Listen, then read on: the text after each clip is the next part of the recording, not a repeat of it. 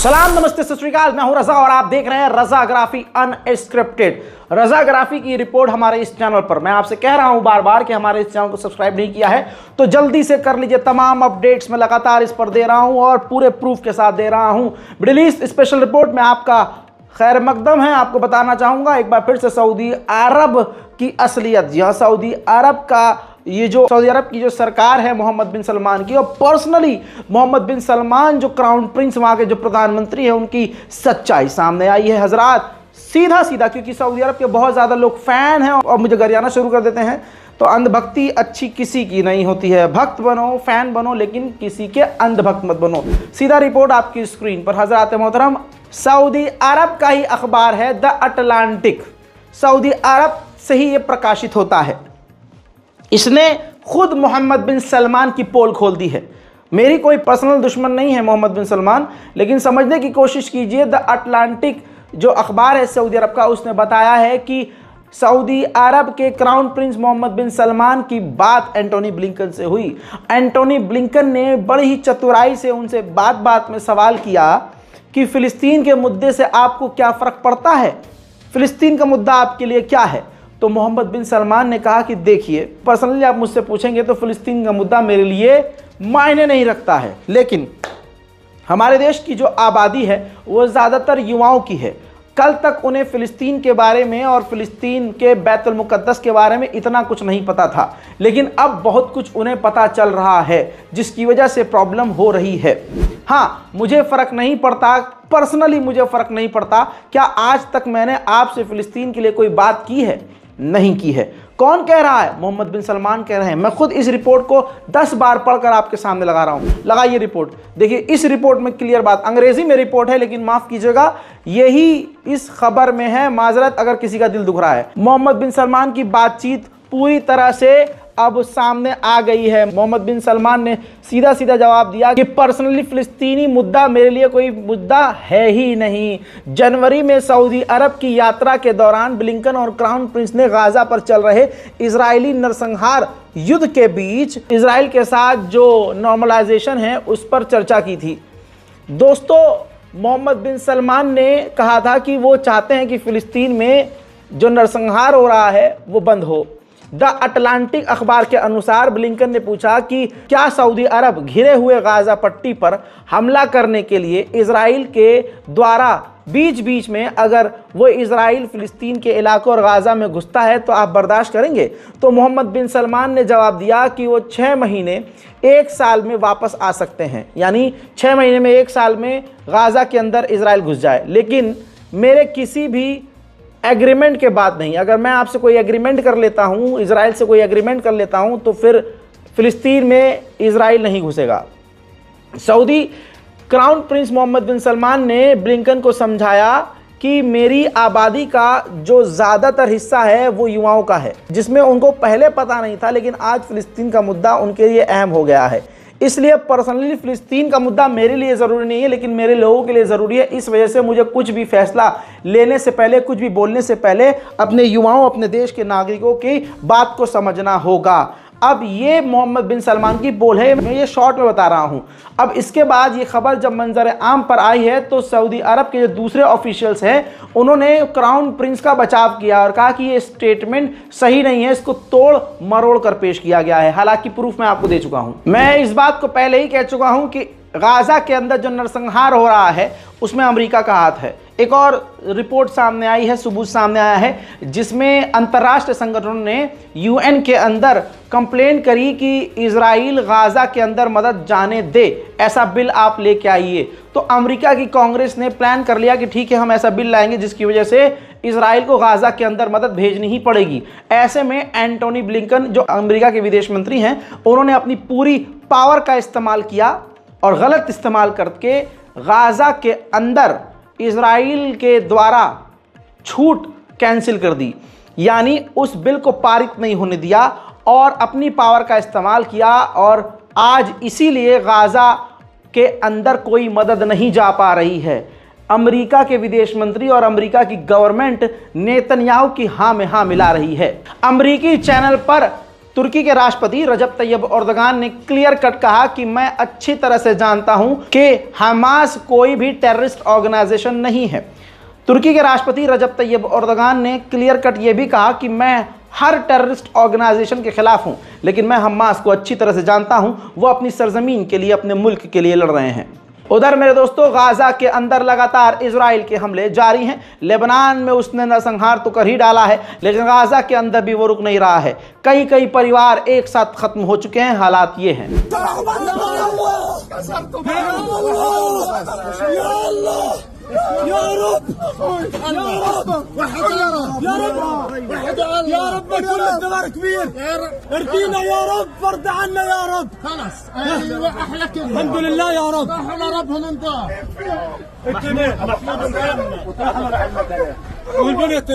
हजरात मोहतरम, एक बूढ़ी माँ का अगर जवान बेटा मारा जाए तो गाजा में तस्वीर कुछ इस प्रकार होती है।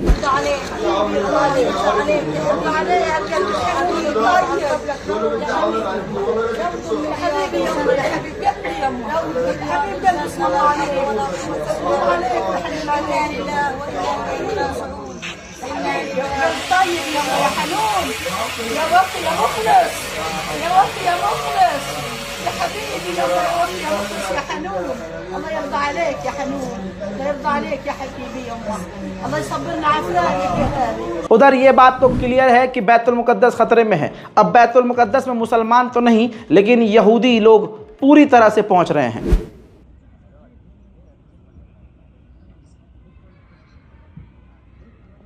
अब आइए फिलिस्तीन का अपडेट दूंगा, फिलिस्तीन के अंदर का। ये देखिए, वेस्ट बैंक में बिल्डोजर चल रहे हैं, सड़कों को तोड़ा जा रहा है, इंफ्रास्ट्रक्चर को बर्बाद किया जा रहा है। इजराइल की सेना वेस्ट बैंक में लगातार रेड कर रही है। अब ये अगली तस्वीर भी वेस्ट बैंक की है। एम्बुलेंस को फिलिस्तीन के वेस्ट बैंक में रोका जबरदस्ती और उसकी पूरी तलाशी ली और फिर काफी समय बाद उस एम्बुलेंस को जाने दिया। वहीं अब अगली तस्वीर मेरे साथ आप देखेंगे। ये देखिए, रफ़ा, गज़ा के रफ़ा के अंदर एक बार फिर से इजराइल ने एक मस्जिद को शहीद कर दिया और ये फुटेज इजराइल ने ऑफिशियली खुद जारी की है। इसी बीच जब हम लेबनान की अपडेट ले रहे थे और लेबनान पर हमारी नज़र थी, गाजा के अंदर अपनी पूरी ताकत से इजराइल हमला कर रहा था। एक बार फिर से गज़ा, सेंट्रल गज़ा के अंदर एक स्कूल के ऊपर इजराइल ने बमबारी करके 5 से 6 लोगों को कत्ल कर दिया।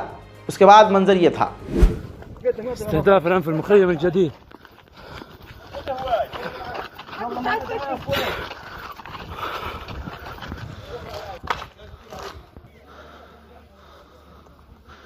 مربع كامل تم استهدافه.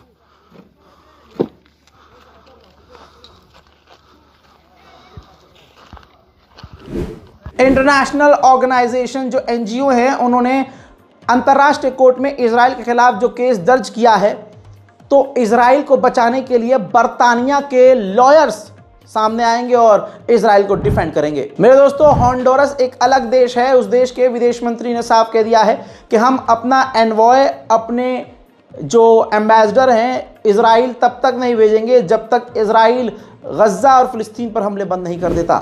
इधर देखिए, कोलंबिया के राष्ट्रपति ने यूएन के अंदर ऊंची आवाज में बोला है कि इजराइल के प्रधानमंत्री नेतन्याहू एक टेररिस्ट हैं और वो लगातार मिडिल ईस्ट में नरसंहार कर रहे हैं। अमेरिकन एनजीओ यूएसएड नामी जो अमेरिकी संस्था है, उसने खुद कहा है कि इजराइल गज़ा के अंदर अपनी पूरी पावर इस्तेमाल करके मदद जाने नहीं दे रहा है। अब गज़ा के अंदर जो बचे कुचे मकानात हैं, ये उनका हाल है। मकान खाली है, बिल्डिंग उजड़ चुकी है, लेकिन बची कुछ बिल्डिंगों को भी इजराइल बुलडोजर से जमींदोज करके जमीन को सपाट कर रहा है। गाजा के अंदर भुखमरी है, हमारे हलक से न जाने रोटी कैसे उतरती है, लेकिन गाजा का हाल ऐसा है कि अभी भी भुखमरी है। ये देख लीजिए।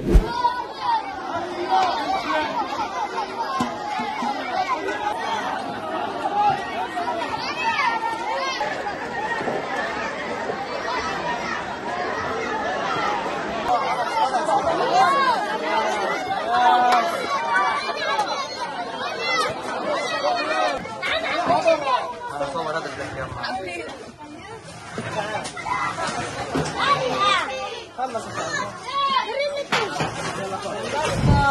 उधर ब्राजील के राष्ट्रपति ने साफ कहा है कि इजराइल जेनोसाइड कर रहा है, लेकिन दुनिया इसको रोक नहीं रही। दुनिया को रोकना चाहिए। अमेरिका में राष्ट्रपति पद के लिए चुनाव होने वाले हैं, तो अमेरिका में रहने वाले अरब अमरीकी और मुस्लिम अमरीकी हैं 1 मिलियन। उन्होंने फैसला किया है कि वो कमला हैरिस को वोट करेंगे। उधर फिलीपींस और इजराइल दोनों ही आपस में हथियारों की और कई तरह की डील भी करने वाले हैं। इधर ये फिलिस्तीनी एक नौजवान आपको नजर आ रहा है। फिलिस्तीन के वेस्ट बैंक के इलाके में इजराइल की गोलीबारी में इनको कत्ल कर दिया गया है। मेरे दोस्तों, गाजा के अंदर लगातार अभी ताज़ा तस्वीर दिखा देता हूं। ये देखिए, जो बिल्डिंग्स बची हुई हैं, इजराइल बिल्डोजर से उनको तोड़कर जमीन एक तरह से खाली कर रहा है। मेरे दोस्तों, इजराइल को खुला छोड़ दिया है अमेरिका ने। अब ये आप देख लीजिए, इजराइल के बचाव में और इजराइल के सपोर्ट में अमेरिका के ड्रोन लगातार लेबनान के आसपास और इजराइल के आसपास मिडिल ईस्ट में लगातार गश्त कर रहे हैं। लेबनान के ऊपर खतरनाक हमला करने के बाद ये बात क्लियर हो गई है, ये जंग बढ़ने वाली है और इजराइल भी खतरे में है, कहीं ना कहीं से हमला हो सकता है। ऐसे में अमेरिका ने साइप्रस अपनी भारी मात्रा में और फौज भेज दी है। हालांकि 40,000 अमेरिकी सेना पहले से ही अपने एडवांस हथियारों के साथ मिडिल ईस्ट में इजराइल के बचाव में तैनात है। इस वक्त पूरी दुनिया सिर्फ और सिर्फ इजराइल के साथ है। कलयुग है दोस्तों।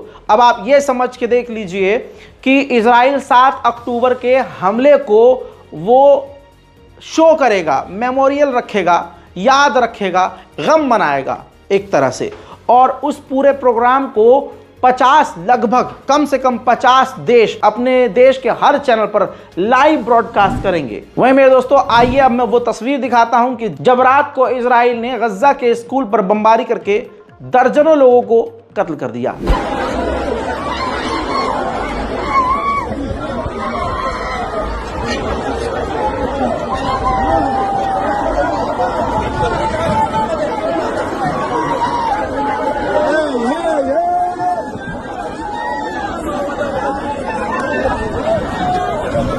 मेरे दोस्तों, इसी तरह से यमन की तरफ से इजराइल पर हमला हुआ।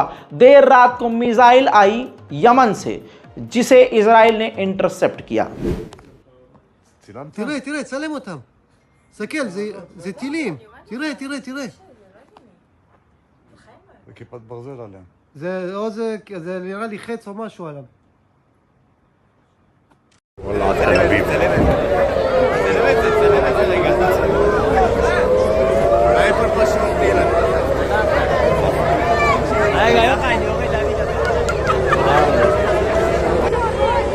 אין, אבל זה לא כאן. זה לא באזור. לא מן כל הארץ.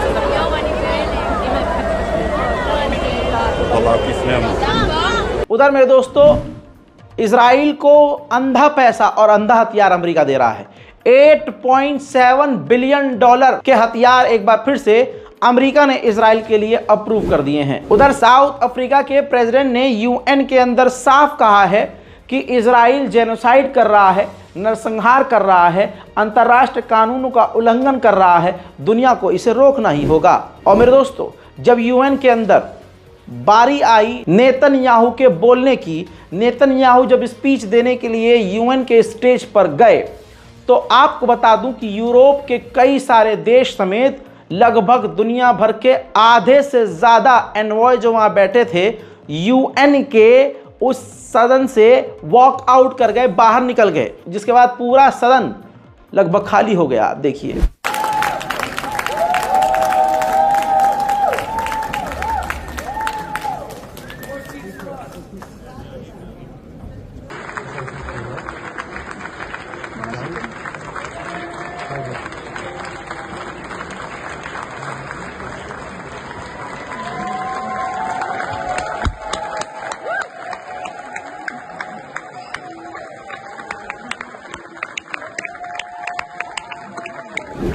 यूएन के अंदर एक खास चीज जो हुई मैं दिखाना चाहता हूं। नेतन्याहू ने ये 2 तस्वीर दिखाई, जिसमें एक देखिए 2 पोस्टर ये लेके खड़े हैं, जिसमें कहा है कि एक जो पोस्टर है उस पर लिखा है द कर्स, यानी श्राप, जिसमें यमन इराक, ईरान को बताया है दुनिया के लिए शराब, उसे काला रंग में दिखाया है। लेकिन द ब्लेसिंग यानी जो पूरी दुनिया के लिए और ख़ासकर इजराइल के लिए सुकून है, एक समझ लीजिए आशीर्वाद है, एक उसके दिल की तसल्ली है, उसको हरे रंग में दिखाया है। और वो देश हैं सऊदी अरब, यूएई, इजिप्ट, बहरीन, जॉर्डन और सूडान। लगभग मेन जो अरब देश हैं उनको अपना साथी, अपने लिए करम बताया है। और जो दूसरे देश हैं जिनको पोस्टर में मैंने दिखाया, जो लेके खड़े हुए हैं, उन्हें अपने लिए शराब बताया। यूएन के अंदर नेतन्याहू ने यह भी कहा कि अगर सऊदी अरब से इजराइल की डील हो गई तो मिडिल ईस्ट जन्नत बन जाएगा। वहीं यूएन के अंदर नेतन्याहू ने ईरान को धमकी देते हुए कहा कि अगर ईरान ने हम पर हमला किया तो पूरे मिडिल ईस्ट में ईरान पर हम कभी भी, ईरान के इलाकों पर, ईरान के गढ़ पर या ईरान के संगठनों पर कहीं भी हमला कर देंगे। मिडिल ईस्ट में आज जो कुछ भी हो रहा है अरब देशों की रजामंदी से हो रहा है। अब इस लड़की को देखिए, यूएई यानी दुबई के एयरपोर्ट पर इन्होंने जो शर्ट पहनी थी उस पर फिलिस्तीन का एक साइन, एक झंडा बना हुआ था। तो यूएई की अथॉरिटी ने इनसे कहा ज़बरदस्ती कि आप इस शर्ट को उतार दीजिए। जब अरब खुद फिलिस्तीन से इतनी नफरत करता है तो इजराइल क्यों ना फिलिस्तीन पर कब्जा करे। मेरे दोस्तों, ये तस्वीर देखिए, इजराइल ने 100 से ज़्यादा गाज़ा के लोगों की लाशें गाज़ा की अथॉरिटी को सौंपी है। न उनका नाम पता है, न एड्रेस पता है, कौन है नहीं पता, लेकिन 100 लाशें इजराइल ने गज़ा को सौंपी है। मैंने आपको मिडिल ईस्ट रिपोर्ट के अंदर गज़ा, फिलिस्तीन, लेबनान जो था सब कुछ बता दिया है। उम्मीद करता हूं कि मेरे रज़ाग्राफी अनस्क्रिप्टेड इस चैनल को सब्सक्राइब करेंगे आप लोग, ताकि आपको तमाम अपडेट्स मिलते रहें। इस बारकोड का इस्तेमाल आप कर सकते हैं, बीच बीच में काम नहीं करता है, माजरत। आप लोग मुझे बताते हैं मेल पर, उसके लिए बहुत बहुत शुक्रिया। ये बारकोड फिलहाल काम कर रहा है। बारकोड का इस्तेमाल करके आप फिलिस्तीन, गज़ा की मदद के लिए आगे आ सकते हैं, वरना दोनों हाथ बुलंद करके भारत के मुसलमानों समेत पूरी दुनिया के मुसलमानों के लिए दुआ ज़रूर करें। मैं हूं रज़ा और आप देख रहे थे रज़ाग्राफी। जय हिंद।